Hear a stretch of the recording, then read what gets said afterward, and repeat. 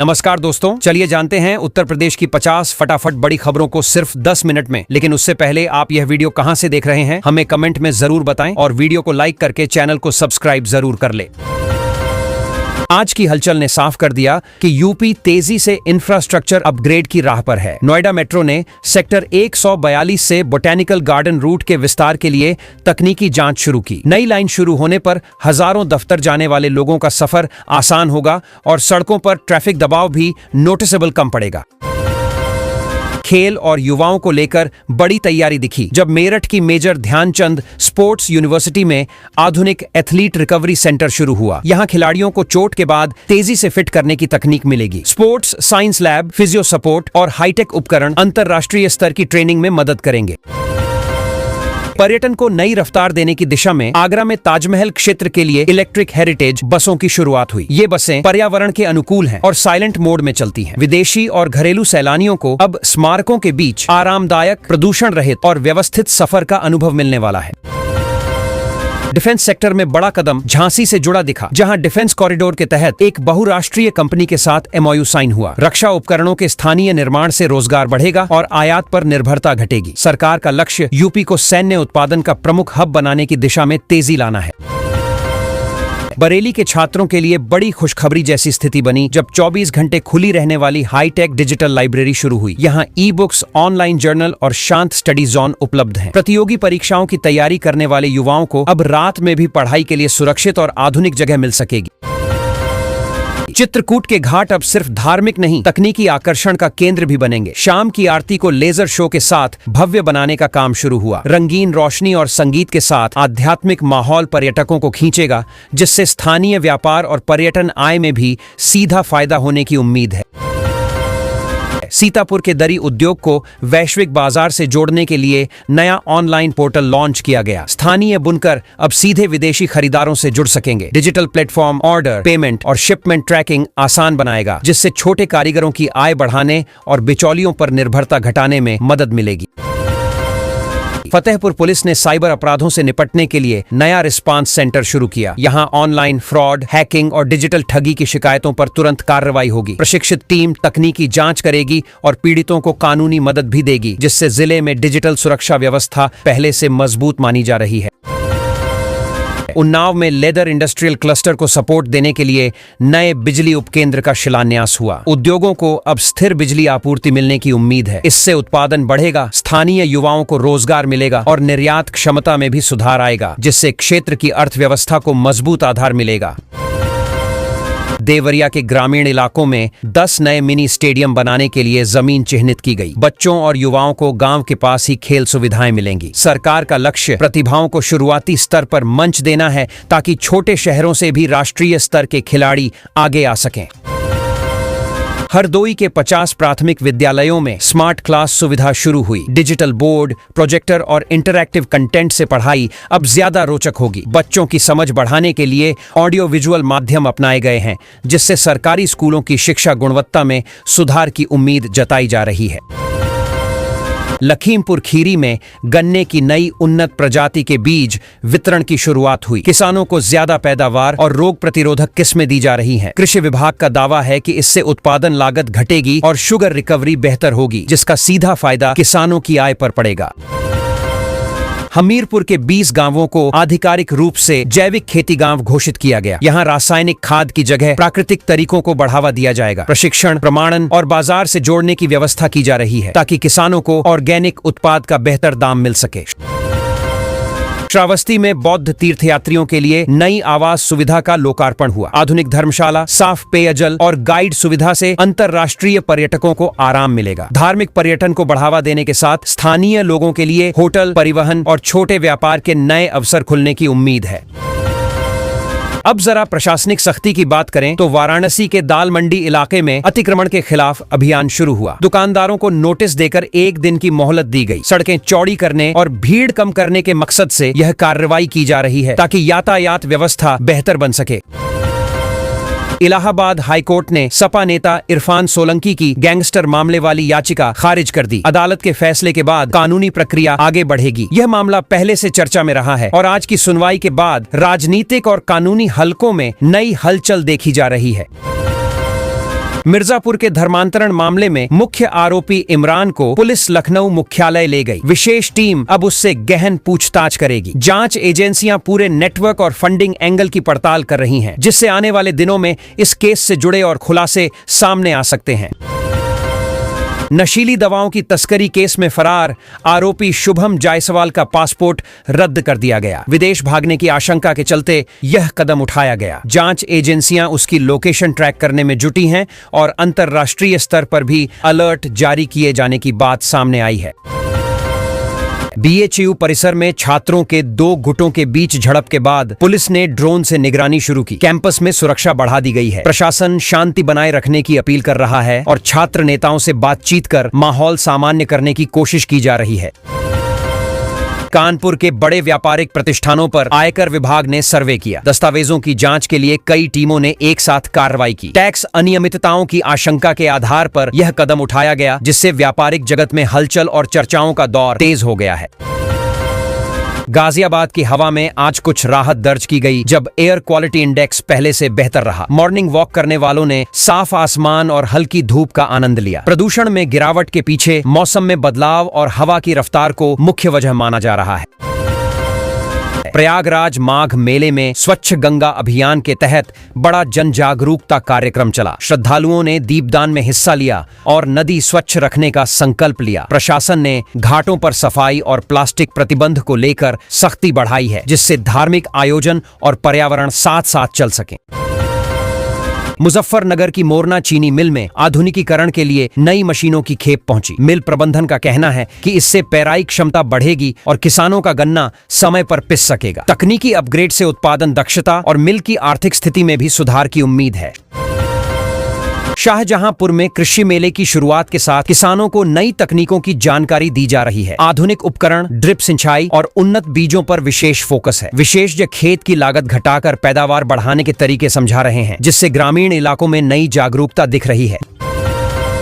बलरामपुर में सपा के जिला सचिव को अनुशासनहीनता के आरोप में पार्टी से निष्कासित कर दिया गया। संगठन ने साफ संदेश दिया कि आंतरिक नियमों का पालन जरूरी है। इस फैसले के बाद स्थानीय राजनीति में चर्चाएं तेज हैं और पार्टी के अंदरूनी समीकरणों पर भी नजर रखी जा रही है। गोंडा के एक स्कूल का वीडियो सोशल मीडिया पर वायरल होने के बाद प्रशासन ने जांच की और प्रबंधन पर जुर्माना लगाया। शिक्षा विभाग ने स्पष्ट किया कि बच्चों की सुरक्षा और अनुशासन से समझौता नहीं किया जाएगा। स्कूलों को नियमों का सख्ती से पालन करने के निर्देश दिए गए हैं। मिर्जापुर में विंध्यवासिनी मंदिर कॉरिडोर का सौंदर्यीकरण अंतिम चरण में पहुंच गया। श्रद्धालुओं के लिए बेहतर मार्ग, लाइटिंग और सुविधाएं तैयार की जा रही हैं। काम पूरा होने के बाद मंदिर क्षेत्र ज्यादा व्यवस्थित दिखेगा और त्योहारों में भीड़ संभालना प्रशासन के लिए आसान होगा। बिजनौर के अमानगढ़ टाइगर रिजर्व में नया सफारी रूट ट्रायल आधार पर खोला गया। पर्यटक अब जंगल के नए हिस्सों को देख सकेंगे। वन विभाग ने सुरक्षा और वन्य जीव संरक्षण के नियमों का सख्ती से पालन करने की बात कही है, ताकि पर्यटन और प्रकृति के बीच संतुलन बना रहे। बस्ती के प्लास्टिक पार्क में 3 फैक्ट्रियों ने उत्पादन शुरू कर दिया। औद्योगिक गतिविधि बढ़ने से स्थानीय युवाओं के लिए रोजगार अवसर पैदा हो रहे हैं। सरकार इस पार्क को बड़े मैन्युफैक्चरिंग हब के रूप में विकसित करना चाहती है, जिससे क्षेत्र की आर्थिक रफ्तार तेज हो सके।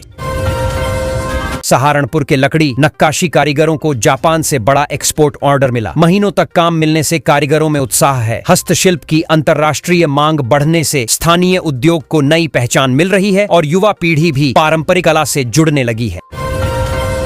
जौनपुर के नए मेडिकल कॉलेज में ऑपरेशन थिएटर ब्लॉकों का निरीक्षण किया गया। आधुनिक उपकरण और सुविधाओं के साथ अस्पताल सेवाएं जल्द शुरू होने की उम्मीद है। इससे आसपास के जिलों के मरीजों को बड़े शहरों पर निर्भर नहीं रहना पड़ेगा और स्वास्थ्य सुविधाएं स्थानीय स्तर पर मिलेंगी। बुलंदशहर को दिल्ली NCR से जोड़ने वाली नई 4 लेन सड़क का डामरीकरण पूरा हुआ। सड़क तैयार होने से सफर का समय घटेगा और व्यापारिक आवाजाही बढ़ेगी। स्थानीय लोगों का मानना है कि बेहतर कनेक्टिविटी से इलाके में निवेश और रोजगार के नए मौके भी आएंगे। हाथरस की हींग को GI टैग मिलने के बाद नई पैकेजिंग यूनिट शुरू हुई। ब्रांडिंग और बेहतर पैकिंग से उत्पाद की पहचान मजबूत होगी। कारीगरों और व्यापारियों को उम्मीद है कि इससे राष्ट्रीय और अंतर्राष्ट्रीय बाजार में हाथरस की हींग की मांग और बढ़ेगी। रामपुर में 3 दिवसीय क्षेत्रीय फिल्म महोत्सव की शुरुआत हुई। स्थानीय कलाकारों और निर्देशकों को मंच मिला है। सांस्कृतिक कार्यक्रमों और फिल्मों की स्क्रीनिंग से शहर में उत्सव जैसा माहौल है, जिससे पर्यटन और स्थानीय कारोबार को भी अच्छा सहारा मिल रहा है। इटावा लॉयन सफारी में 2 नए शेर शावकों को बाड़े में छोड़ा गया। पर्यटकों में उत्साह देखा गया। हालांकि सुरक्षा नियमों का पालन सख्ती से कराया जा रहा है। वन्य जीव प्रेमियों के लिए यह आकर्षण का नया केंद्र बन रहा है, जिससे सफारी में विजिटर्स की संख्या बढ़ सकती है। महोबा में ऐतिहासिक तालाबों के पुनरुद्धार के लिए जन अभियान शुरू हुआ। स्थानीय लोग, प्रशासन और सामाजिक संगठन मिलकर सफाई और संरक्षण कार्य कर रहे हैं। जल संरक्षण की दिशा में यह पहल भविष्य में पानी की कमी से निपटने के लिए महत्वपूर्ण कदम मानी जा रही है। कुशीनगर अंतर्राष्ट्रीय हवाई अड्डे से नई घरेलू उड़ान के शेड्यूल की घोषणा हुई। उड़ान शुरू होने से बौद्ध पर्यटन और व्यापार दोनों को फायदा मिलेगा। पूर्वांचल के यात्रियों को अब बड़े शहरों तक पहुंचने के लिए लंबी सड़क यात्रा पर कम निर्भर रहना पड़ेगा। संभल में सींग शिल्प को बढ़ावा देने के लिए राज्य स्तरीय प्रदर्शनी लगी। कारीगरों ने पारंपरिक और आधुनिक डिजाइन पेश किए। सरकार ऐसे आयोजनों के जरिए हस्तशिल्प को बाजार दिलाने की कोशिश कर रही है, जिससे ग्रामीण कलाकारों की आय बढ़ सके। अमरोहा के ढोलक कारीगरों के लिए नया ट्रेनिंग सेंटर खोला गया। यहाँ युवाओं को पारंपरिक वाद्य बनाने की तकनीक सिखाई जाएगी। उद्देश्य यह है कि पुरानी कला नई पीढ़ी तक पहुंचे और संगीत उद्योग से जुड़े ऑर्डर स्थानीय स्तर पर पूरे किए जा सके। रायबरेली रेल कोच फैक्ट्री ने नया high speed LHB coach roll out किया। आधुनिक डिजाइन और बेहतर सुरक्षा फीचर्स से लैस ये कोच लंबी दूरी की ट्रेनों में लगाए जाएंगे। उत्पादन बढ़ने से फैक्ट्री में कामकाज तेज हुआ है और रोजगार के अवसर भी बढ़े हैं। भदोही में अंतर्राष्ट्रीय खरीदारों के लिए कालीन प्रदर्शनी का प्री इवेंट शुरू हुआ। दुनिया भर के ट्रेडर्स स्थानीय बुनकरों से संपर्क कर रहे हैं। एक्सपोर्ट ऑन ऑर्डर बढ़ने की उम्मीद से कालीन उद्योग में नई जान आई है और कारीगरों में खास उत्साह देखा जा रहा है। राष्ट्रीय स्तर पर नजर डालें तो शहीद दिवस पर प्रधानमंत्री ने राजघाट जाकर महात्मा गांधी को श्रद्धांजलि दी। देश भर में 2 मिनट का मौन रखा गया। स्कूलों, दफ्तरों और सरकारी संस्थानों में कार्यक्रम हुए, जहां स्वतंत्रता संग्राम के बलिदानों को याद किया गया। सुप्रीम कोर्ट ने UGC के नए रेगुलेशन 2026 पर रोक लगाते हुए अगली सुनवाई मार्च में तय की। फैसले के बाद विश्वविद्यालयों और छात्रों के बीच चर्चा तेज हो गई है। कोर्ट अब नियमों के प्रभाव और वैधानिक पहलुओं पर विस्तार से विचार करेगा। इसरो ने आपदा प्रबंधन के लिए नया अर्थ ऑब्जर्वेशन सैटेलाइट सफलतापूर्वक लॉन्च किया। यह उपग्रह बाढ़, चक्रवात और भूकंप जैसी स्थितियों में सटीक डेटा देगा। वैज्ञानिकों का कहना है कि इससे राहत और बचाव कार्यों की योजना पहले से ज्यादा प्रभावी बनाई जा सकेगी। संसद में आर्थिक सर्वे पेश हुआ, जिसमें GDP ग्रोथ 7.4% रहने का अनुमान जताया गया। रिपोर्ट में विनिर्माण, सेवाओं और डिजिटल सेक्टर की मजबूती पर जोर दिया गया है। विशेषज्ञ अब बजट में संभावित घोषणाओं को इसी आकलन से जोड़कर देख रहे हैं। अडानी डिफेंस और ब्राजील की एम्ब्रेयर कंपनी के बीच छोटे विमान निर्माण को लेकर समझौता हुआ। भारत में मैन्युफैक्चरिंग से तकनीकी कौशल बढ़ेगा और एरोस्पेस सेक्टर को गति मिलेगी। रक्षा और सिविल एविएशन दोनों क्षेत्रों में इस साझेदारी को अहम माना जा रहा है। भारतीय रेलवे ने 3 नए रूटों पर वंदे भारत ट्रेनों का ट्रायल रन शुरू किया। हाई स्पीड और आधुनिक सुविधाओं वाली ये ट्रेनें यात्रियों के सफर को तेज और आरामदायक बनाएंगी। ट्रायल सफल रहने पर नियमित संचालन की तारीख जल्द घोषित की जा सकती है। विराट कोहली की सोशल मीडिया पोस्ट ने आज इंटरनेट पर धूम मचा दी। लंबे समय बाद आई उनकी अपडेट पर फैंस ने मिनटों में लाखों रिएक्शन दिए। खेल जगत में उनकी संभावित वापसी को लेकर चर्चाएं फिर तेज हो गई हैं। केंद्र सरकार ने ग्रामीण इलाकों के लिए डिजिटल लर्निंग टूलकिट का वितरण शुरू किया। छात्रों को टैबलेट कंटेंट और ट्रेनिंग सपोर्ट मिलेगा। उद्देश्य डिजिटल खाई कम करना है, ताकि गांवों के बच्चे भी ऑनलाइन शिक्षा संसाधनों से जुड़ सकें। भारत और यूरोपीय संघ के बीच मुक्त व्यापार समझौते पर अंतिम दौर की वार्ता सफल रही। डील फाइनल होने पर निर्यात आयात नियम आसान होंगे। उद्योग जगत को उम्मीद है कि इससे व्यापार बढ़ेगा और भारतीय उत्पादों को यूरोपीय बाजार में बड़ा मौका मिलेगा। गणतंत्र दिवस समारोह का औपचारिक समापन बीटिंग रिट्रीट कार्यक्रम के साथ हुआ। सैन्य बैंड की धुनों और रोशनी से राष्ट्रपति भवन परिसर गूंज उठा। यह परंपरागत आयोजन देशभक्ति के माहौल में राष्ट्रीय उत्सव का शांत और गरिमामय अंत माना जाता है। आज की हलचल ने साफ कर दिया कि यूपी तेजी से इंफ्रास्ट्रक्चर अपग्रेड की राह पर है। नोएडा मेट्रो ने सेक्टर 142 से बोटेनिकल गार्डन रूट के विस्तार के लिए तकनीकी जांच शुरू की। नई लाइन शुरू होने पर हजारों दफ्तर जाने वाले लोगों का सफर आसान होगा और सड़कों पर ट्रैफिक दबाव भी नोटिसेबल कम पड़ेगा।